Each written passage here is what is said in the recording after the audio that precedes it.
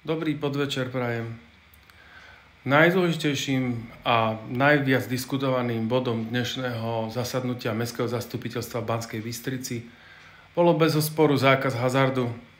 Všeobecné záväzné nariadenie sa podarilo schváliť, takže existujúce herne, ktorým dobehnú licencie, už nebudú môcť byť ďalej prevádzkované na území nášho mesta.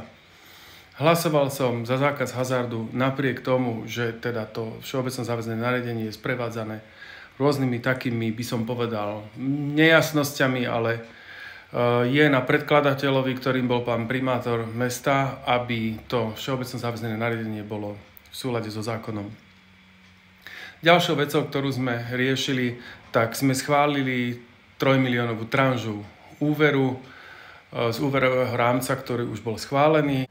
Okrem toho nám boli ešte predložené viaceré informačné správy, napríklad informačná správa architekta mesta o pripravovaných väčších investičných zámeroch v meste a ich koordinácii a takisto informačná správa o projekte Zelené sídliska a o jeho progrese. Tak vám prajem pekný večer a ozvem sa vám opäť na budúce s novinkami. Dovidenia.